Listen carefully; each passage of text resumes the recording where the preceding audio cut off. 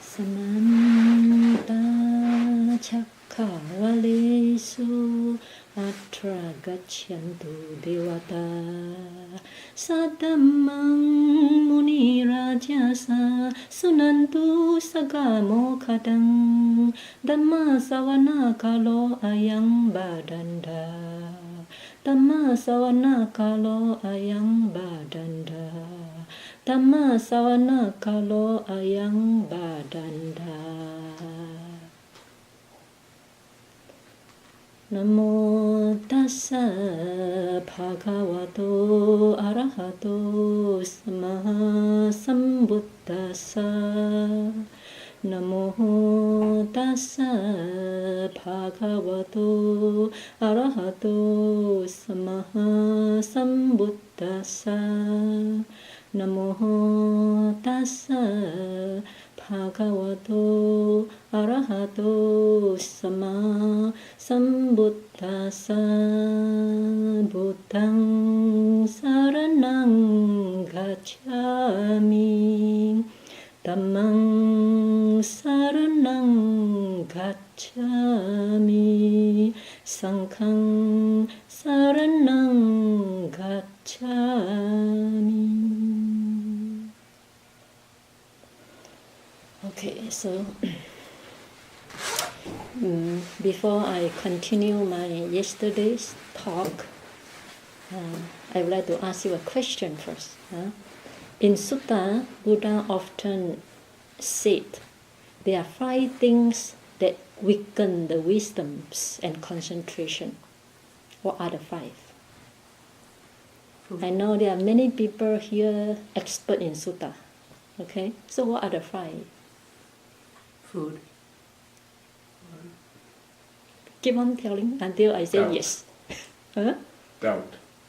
Yes. Another 4? Greed, hatred, Yes. anger, Yes. delusion,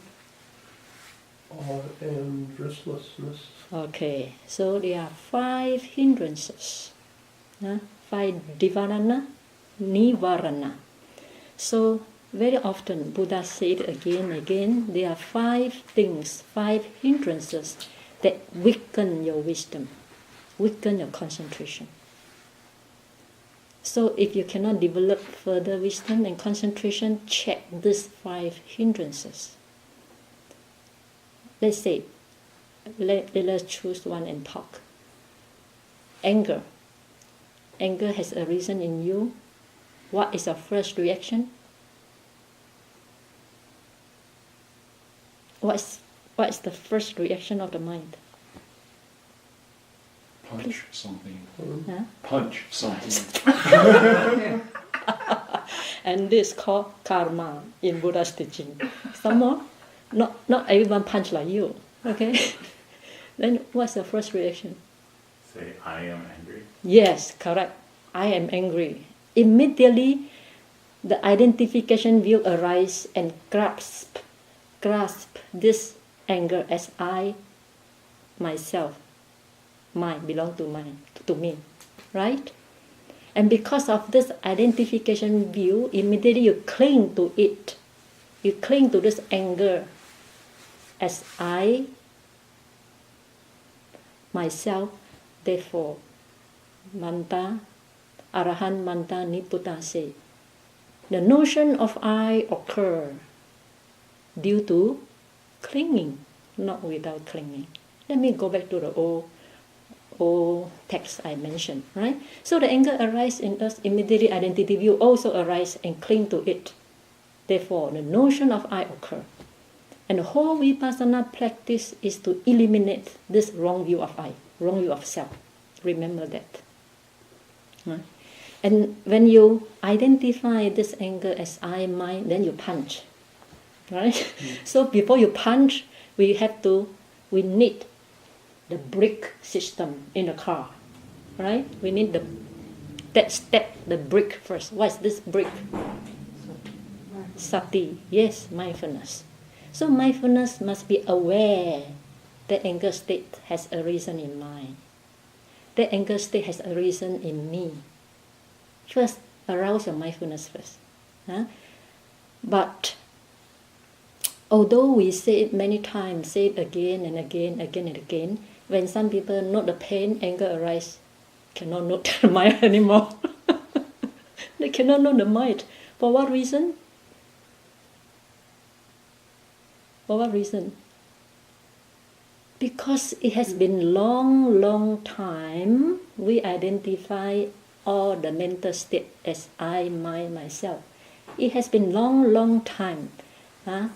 We hold to this mental state as I. We grasp it as I, myself. So the moment this mental state arises, we just cannot arouse the mindfulness. Because identification view has take the upper hand of it. The mindfulness has to give way to identification view. Therefore, most people, they just cannot note their mind, no matter how many times I say it again and again. Right? Not your fault. It's the fault of latent defilement of identification view. So if and because of that hindrances that arise in us, and we immediately identify with it, and for somebody they act upon it, immediately this weaken our wisdom, weaken our concentration, and strengthen the action, our action. It cause us to accumulate unwholesome karma. And we, as a practitioner, we don't want such thing to happen again and again. If it happens again and again, then to get rid of round of rebirth is hopeless, right? Because we don't know the way to stop the chain of dependent origination. So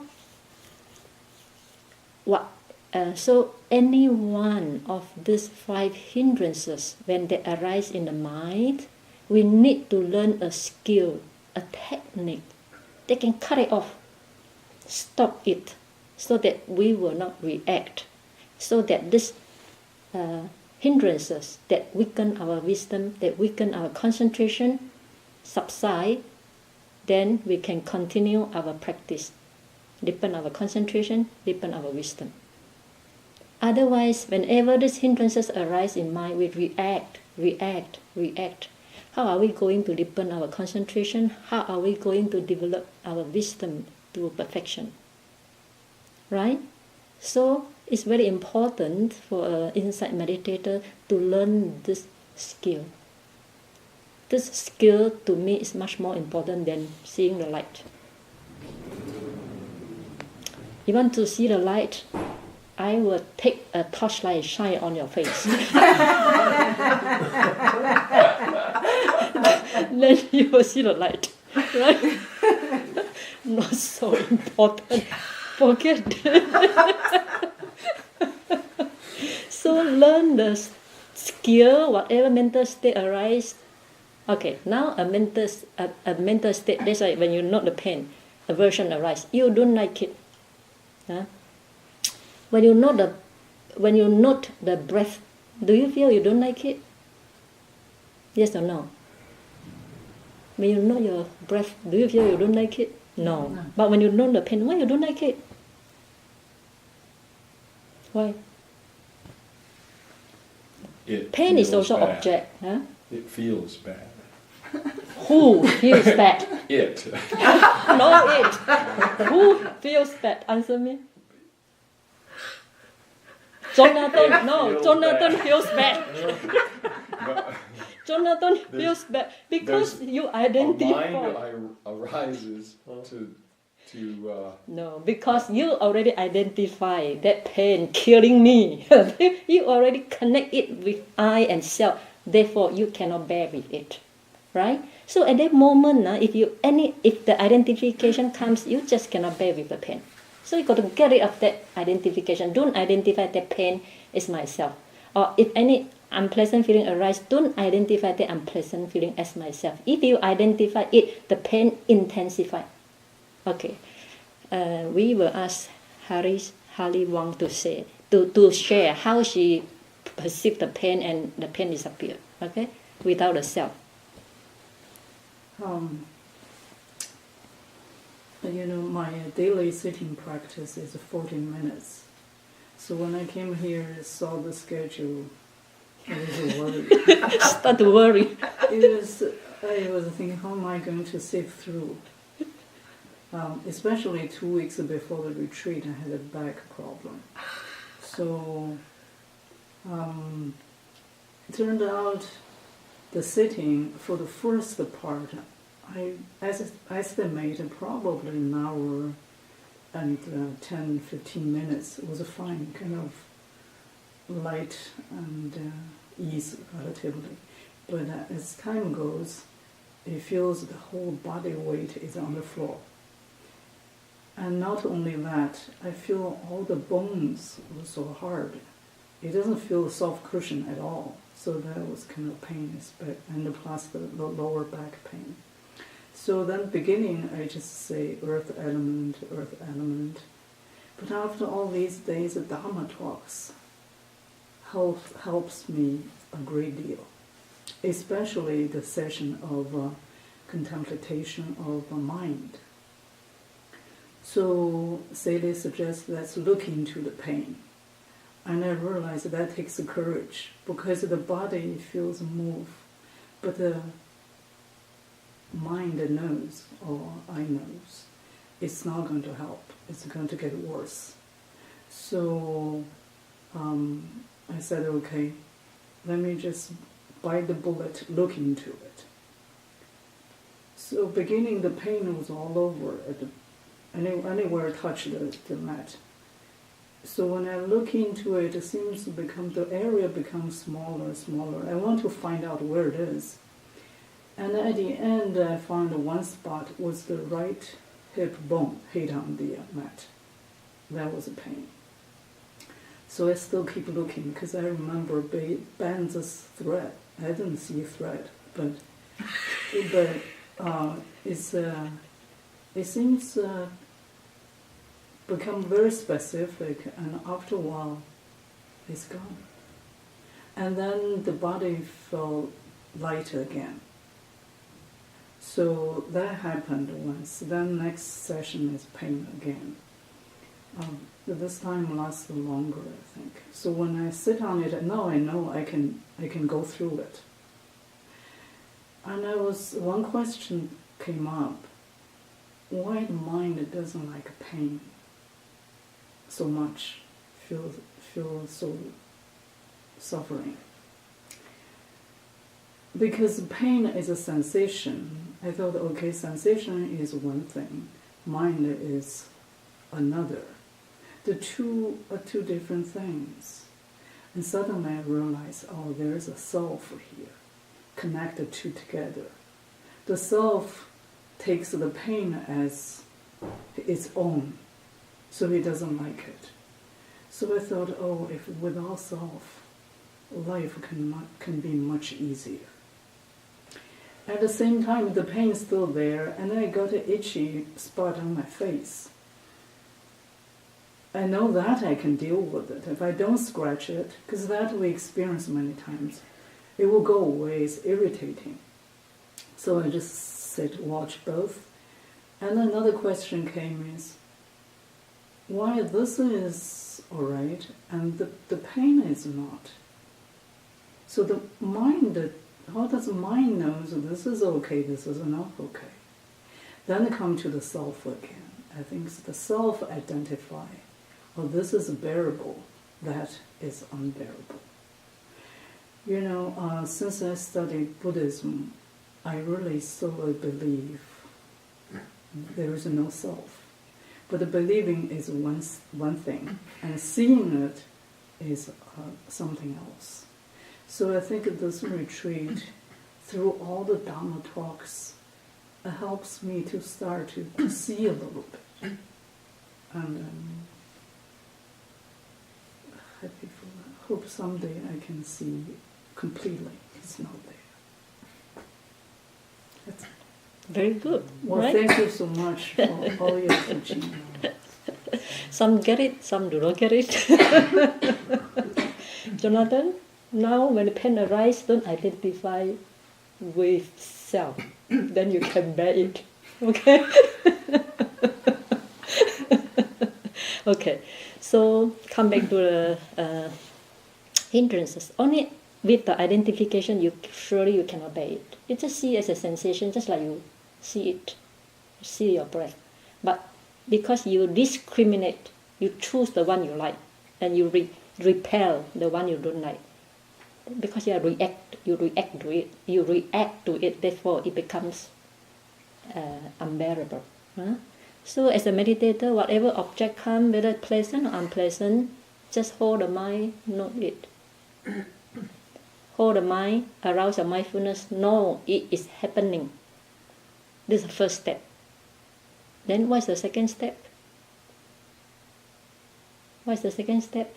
First step, arouse the mindfulness. No, pain has arisen in me.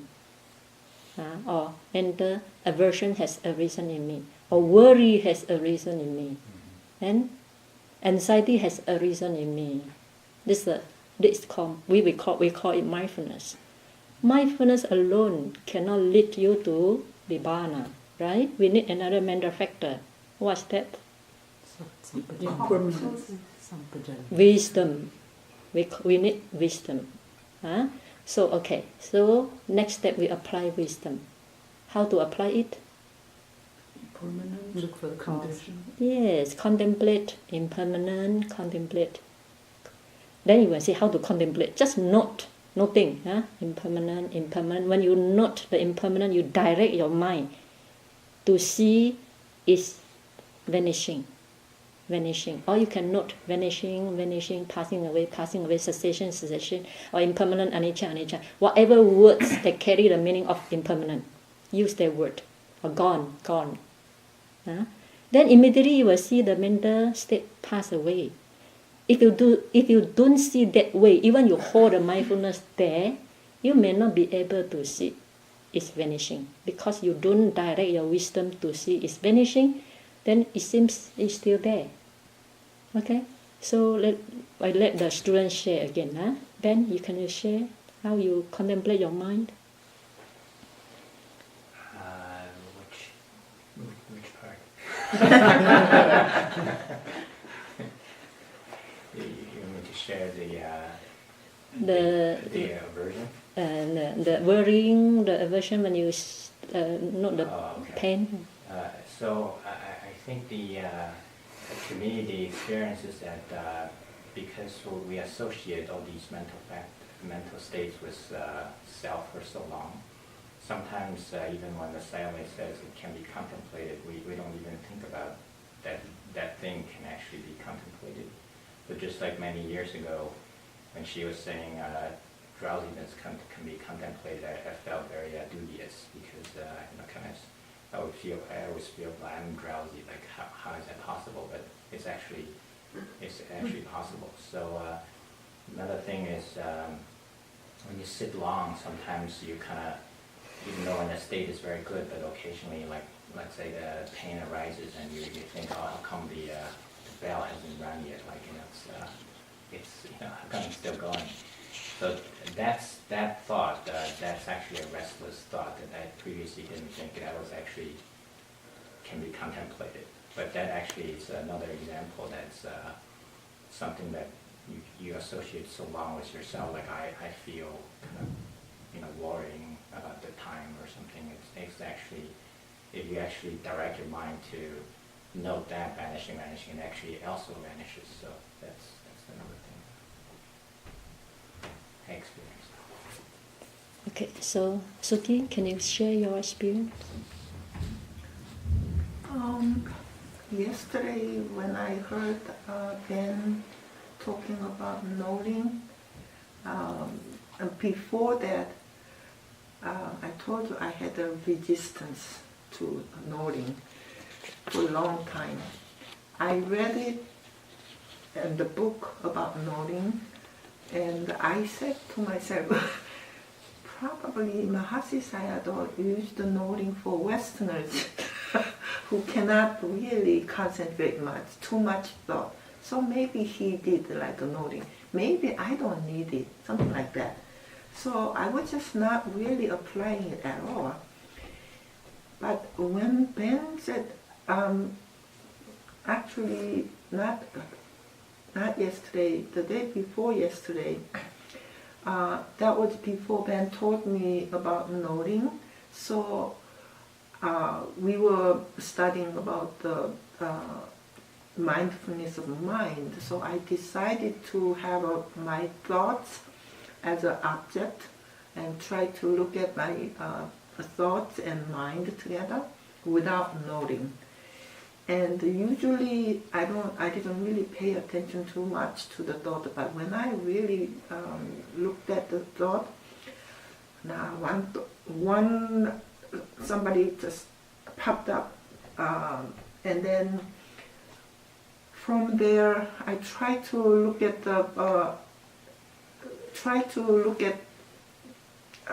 passing of that thought, but before that another thought popped up. And then my meditation was like jam-packed with this person, that person. Sayalay came in and Maureen came in and trying to make up like a stories from there. And I was just going almost crazy. And I tried to go back to my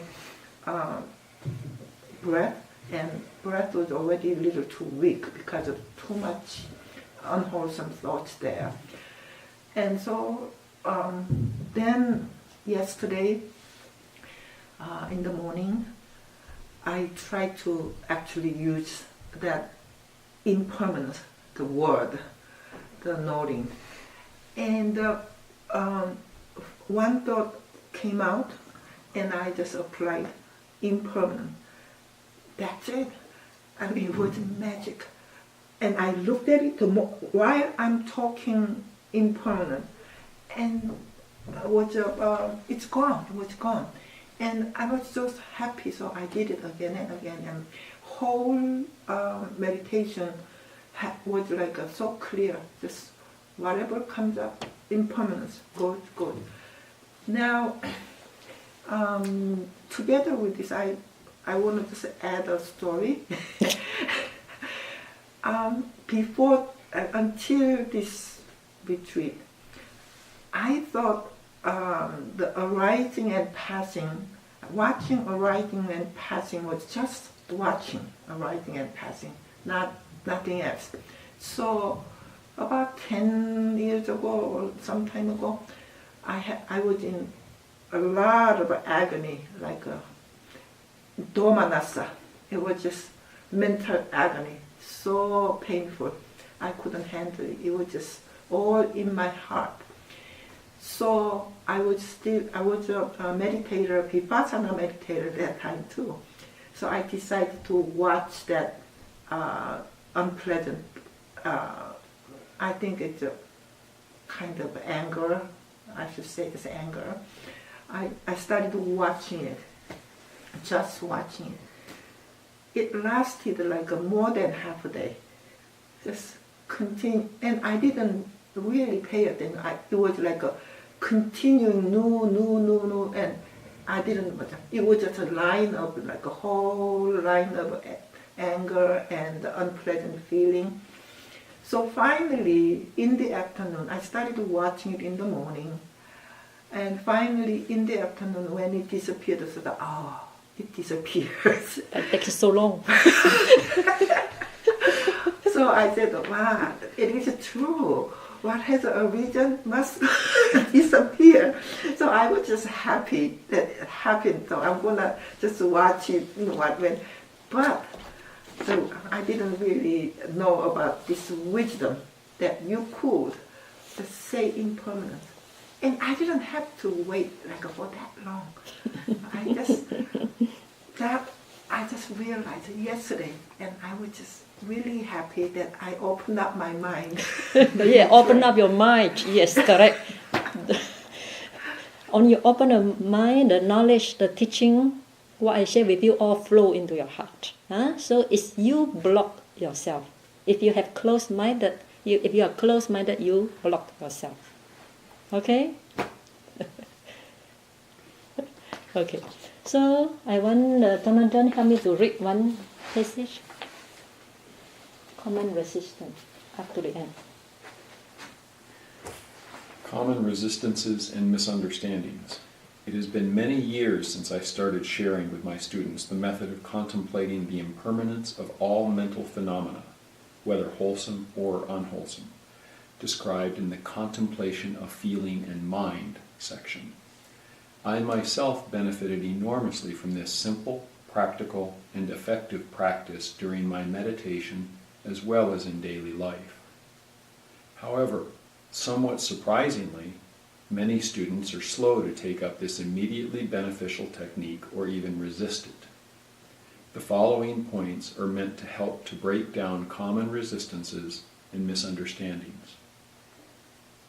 First, it is our habit to identify with our every mind state, such as craving, agitation, drowsiness, conceit, views, sloth and torpor, restlessness, effort, mindfulness, and so forth, as I, mine, or myself. Such false identification is so ingrained in our minds that we do not realize these states can be contemplated. But as the Buddha taught, all these phenomena are knowable through practice, so we must make an explicit effort to contemplate the impermanent and non-self nature of these mental states as they arise. Second, a key part of the practice is noting vanishing, impermanent, of arisen mental states. This practice may initially appear to be just labeling and mechanical recitation, but in reality, it is wise attention, attending to the phenomena wisely in accordance with the truth. The words vanishing, help the mind to see the actual vanishing of the observed phenomena. Once you become more familiar with the perception of impermanence, you can just watch the arising and vanishing of phenomena without labeling. This process breaks up the illusion of compactness, of continuity, of feelings and other mental states, helping us to realize that they are made of discrete moments arising and vanishing one after the other. The noting also helps break down the illusion of compactness of mass by separating bodily reactions from mental states. Previously, mental and bodily reactions were mixed together in a single blob, regarded as mine and self. Through wise attention, we can realize that the body reacts slower than the mind. Bodily reactions linger longer after mental phenomena have already vanished. Seeing this helps us to disidentify bodily reactions from self and mind, and stops the perpetuation of the current mental and bodily states. An example of this perpetuation would be when the body is still hot after being angry. Even though the mental state of anger is already gone, we tend to habitually associate this bodily state with the thought, I'm still feeling angry, thereby triggering a new mental state of anger. Furthermore, perception perceives special features of an object by making a mark so as to be able to recognize it again in the future. Repeatedly noting the word vanishing at the moment of noticing the disappearance of an arisen phenomena leaves a mark for the future, leaves a mark for future perceptions of impermanence. Lastly, this technique may seem too simple to be the answer to how to practice contemplation of impermanence during daily life. The only remedy for this is to be more open-minded and give it a try before drawing conclusions. I hope you become one of the many yogis who happily report back that they now can effectively contemplate all sorts of mental phenomena that they previously didn't realize could be objects of contemplation. Shall I read the Chinese notes at the back? Okay, sadhu, sadhu. Is it clear? Okay, clear. Hope you can get the extent of the teaching. Okay, so now I would like to share also one of my students' experience.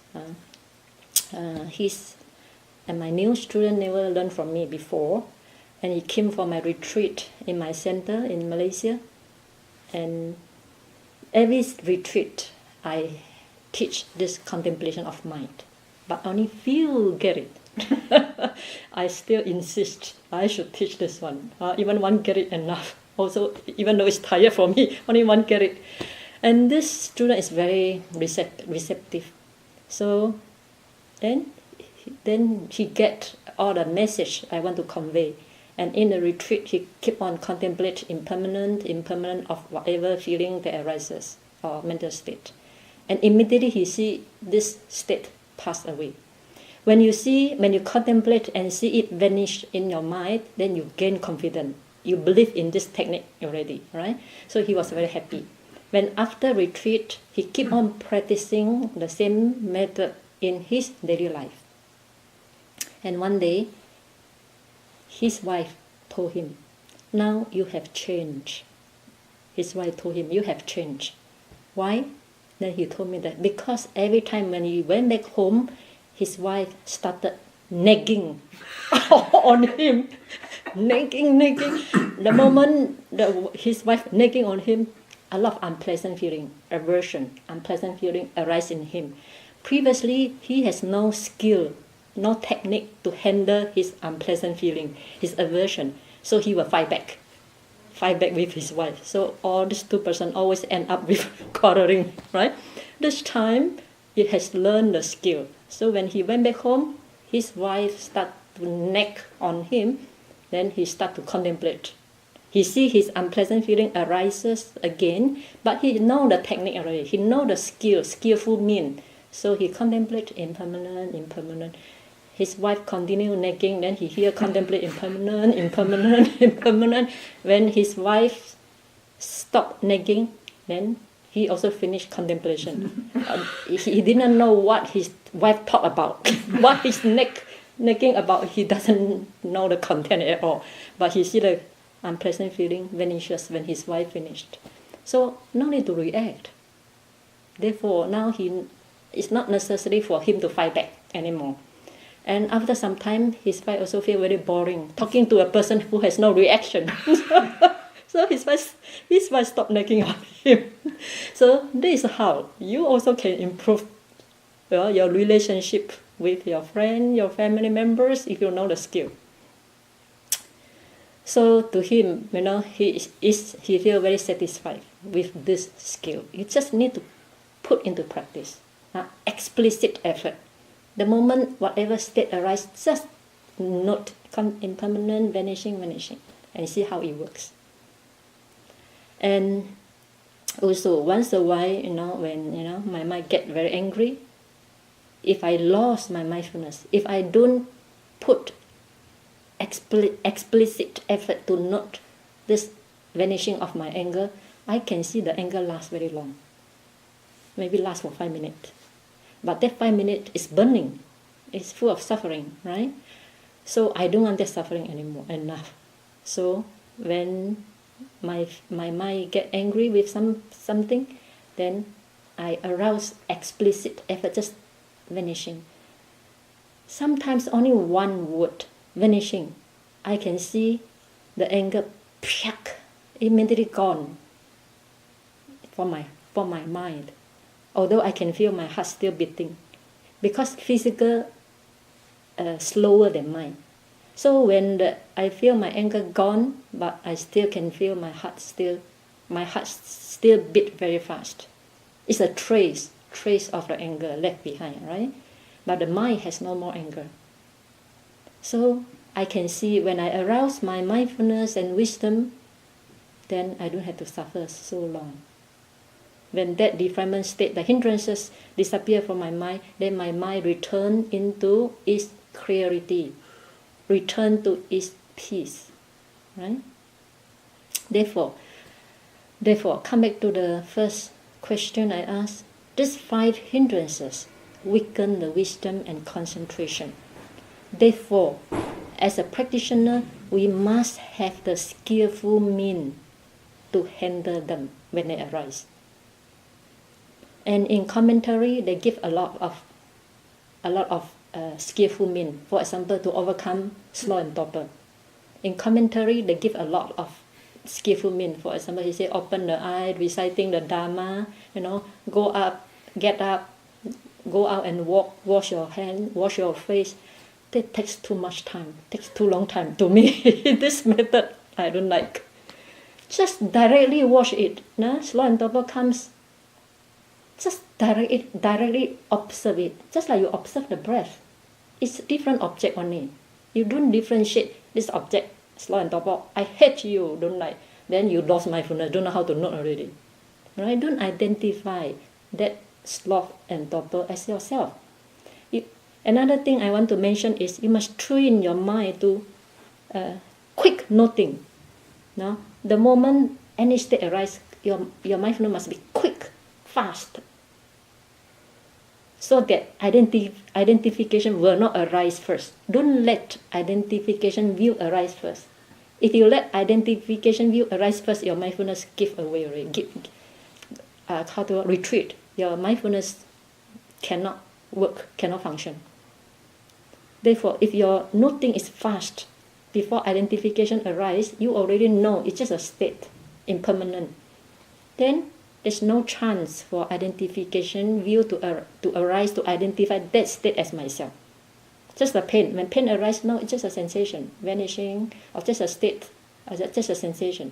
Otherwise, if you don't note in this way, then the identification view will grasp this pain as myself, then you cannot bear it. It's horrible. Then your mental state get affected. You don't like it. Yeah? As a meditator, we don't put in like or don't like. Whether it's good or bad, just note. Just apply mindfulness and wisdom. No discrimination. Okay? So these 5 hindrances. First, sensual thought.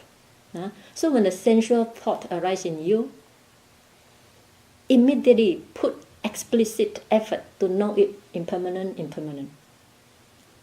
If you are more familiar with this technique, you don't have to say mind affected by lust as mind affected by lust. But if you are not familiar, then you say first mind affected by lust, or lustful mind as lustful mind. Shorten it. Lustful mind as lustful mind. Then, second, apply wisdom, vanishing. Once a while you can investigate cause and condition, but not all the time. Right? After vanishing, or when you say vanishing, it still persists there, then you can contemplate cause and condition. Why this arises? If not, just directly note impermanent or vanishing. Okay, so sensual thought arise, it disturbs the mind. Wisdom cannot develop anymore. Concentration cannot develop anymore. If this distracting thought arises in you, you want to force yourself back to concentration, go to the breath. For most people, not easy. So if not easy, then you got to tackle this one, solve this one first. How to solve it? There are many ways, commentary give many ways. But the most direct way is just contemplate impermanent. Note it impermanent, vanishing. Then when it's gone, then your mind return to clarity and go back to the breath. Same, when an anger arises, take explicit effort, contemplate impermanent. Or know the state first. Angry mind as angry mind. But if you are so familiar with this practice, no need to say angry mind as angry mind. When you're angry, you know you're angry, right? No need to say angry mind as angry mind. It's also slow already. So when you are more familiar, just know you are angry. Finish. go back to breath. One noting, finished, go back to breath. So if you keep on doing like that, no hindrances will disturb your mind. No hindrances will disturb your mind. The doubt arises, doubting mind, come back to the breath. Vanishing, no more, come back to breath. Right? Then slow and total comes, just watch it. Vanishing. When mind become clear, then go back to breath again. So this technique is so simple, it's so easy. Right? You just need to be open-minded and put it into practice. But if first time you note, some people say, sister, I note impermanent, still very permanent. It's okay, no problem.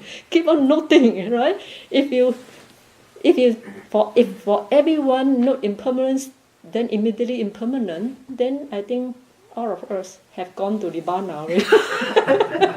Right? Practice makes perfect. First practice cannot see impermanent, no problem. Maybe my mindfulness is not sharp, my wisdom is not sharp. Keep on practicing until you get it, then you got confidence. Next time, get it again, then you hit it more and more, and it becomes your habitual practice, and the practice becomes easy.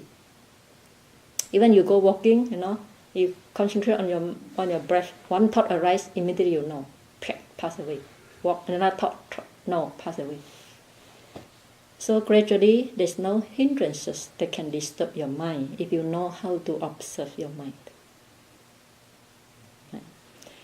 To observe the body, to get disenchanted with the body is much more easy. But to observe the mind, to get disenchanted with mental state is more difficult.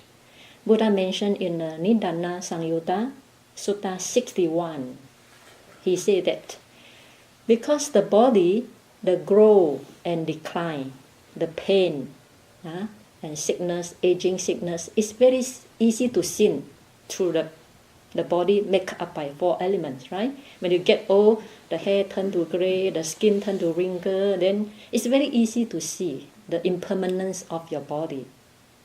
Therefore, we don't cling to the body so strongly as I mind myself. But to see the impermanence of the mind, to see the non-self nature of the mind is very difficult. Buddha said, why? Because Buddha said it has been a long time. It has been a long time we hold on to this mental state as I mind myself. Therefore, it's very difficult to get disenchanted, dispassionate towards this mental state due to clinging. And it's due to clinging, the pain arises, you cling to it as I mind myself, then the notion of I occurs. When the anger state of mind arises, you cling to it as I mind myself, therefore the notion of I occurs. So the notion of I arises due to clinging. Clinging to what? Clinging to your body and mind. Whatever arises in your body and mind. Or another word, 5 aggregate. So clinging to 5 aggregate, then the notion of I, notion of self occurs. How to let the notion of self not occur? How? How? Not to cling, right? How not to cling? Stephen, how not to cling? By constantly reminding oneself, by noting that it's not mine, that it's impermanent. Yes. Oh. See, it's impermanent, right? The light is impermanent. Finally, we know that. Okay, don't move. Stay there. You can listen to the Dhamma talk in the darkness. Don't move. Why you take action so fast?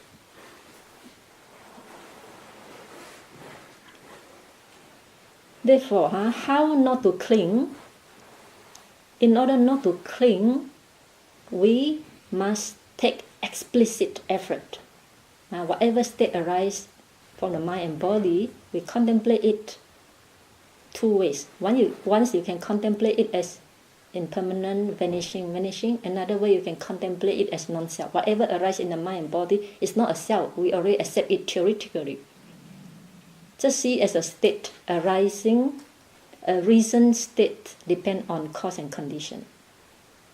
So constantly seeing things in this way, then the notion of self will not arise. And the clinging will not arise. When there's no clinging, the notion of self also will not arise.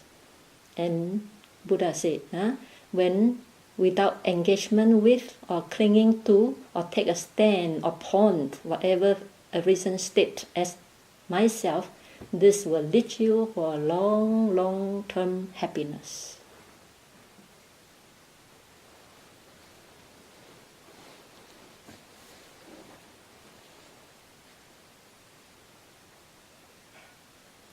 Okay, so I think since there's no light, I don't want to continue.